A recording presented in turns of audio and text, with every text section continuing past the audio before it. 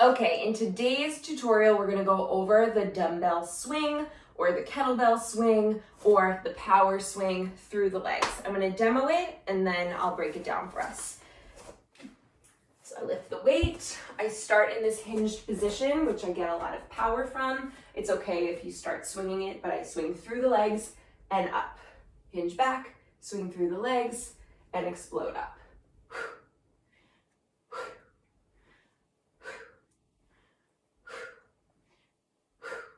And then I safely return it to the ground. So in my mind, a dumbbell swing is an RDL with power. To me, it feels almost about the same form, if I were gonna break it down, as an RDL that just has some power behind it, some juice, some explosion. So it does make it a bit more advanced than just a RDL or just a deadlift, because now not only are we moving, but we're moving and exploding. So a lot more things are happening, and typically a power move is gonna be something that's more advanced and takes a little bit more coordination, and also is a skill that gets worked on. I would say these dumbbell swings, squats, deadlifts, push-ups, pull-ups, maybe even overhead presses, all planks, all compound movements are skills. So the fact that you can kind of do it now, or maybe even a few years ago, you were kind of a beginner at it, and then it got more comfortable, and then you were able to feel little tweaks to work on to make it more efficient, to make it stronger, to get more of your body more mobile, to be able to have a more efficient form and a better kinetic chain, which is basically just like all the muscles firing in the best way possible to get that move off the ground. So each time you do it, every time that you work on it, every time that you practice it, you can hone those skills even more. Even somebody who's been experienced in lifting for 10, 15 years now, I still work on these and do technique work to help my skills become better at them. Okay, so that's generally the move.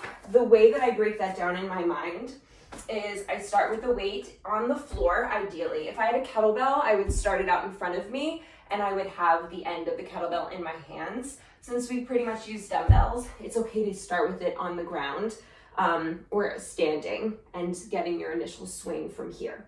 So I'll do that with us. So I'm here, I have my dumbbell, I'm gonna swing and hinge, and then I'm gonna load and explode, load and explode. The trick with power is if you stop at the low part, you're not gonna have there's no power to generate. Part of the power is in the prep. If you think about a jump, I could literally stand here and try and jump, and I get that far. I could go all the way down here, stop, and jump, and I get that far. Or I could load, prep, and explode, and I get that far.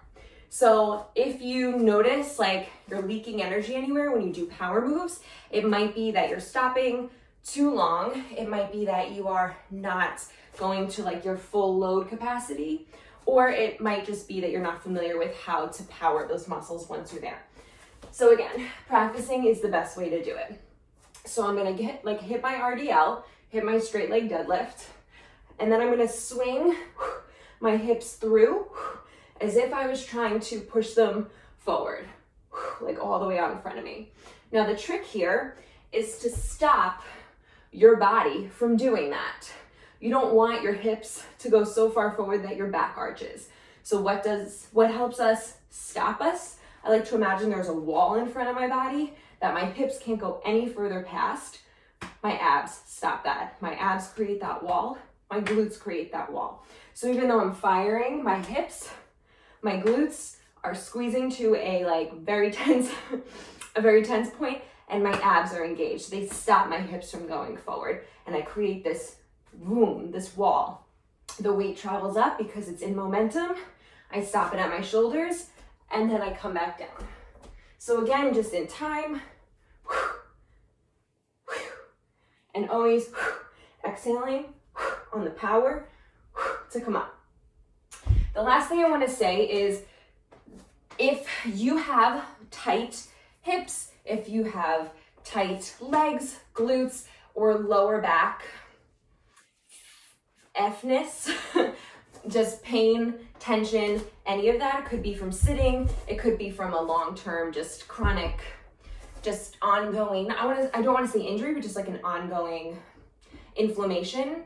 This move will probably jack that up, and you'll probably feel just like a burning, searing pain back here. I do get that from time to time, but I will say that if your form is on point and you recorded yourself and you're like, it looks like I'm doing it right, then it probably is the fact that you need to take some time and really massage and mobilize and untighten whatever muscles, ligaments, tiny little things here in the lower back, in the glutes, sometimes in the inner thighs, in the hip flexors, in the TI muscle, any of those that might be tight and weak. And then other muscles are overcompensating. So I would say it may not be a form issue.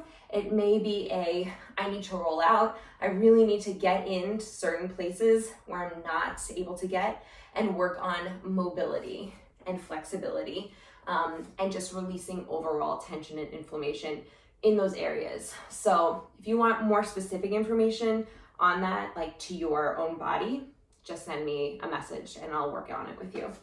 All right, so that is our dumbbell swing. Now, you know we do different variations of that. Sometimes we swing through, we bring it up here, punch it out. Sometimes we bring it up here. Sometimes we go alongside, outside the legs.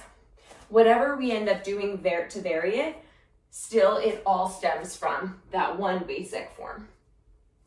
All right, you guys, I hope this was valuable. If you have more questions, feel free to reach out and ask them anytime. I'll see you soon. Bye.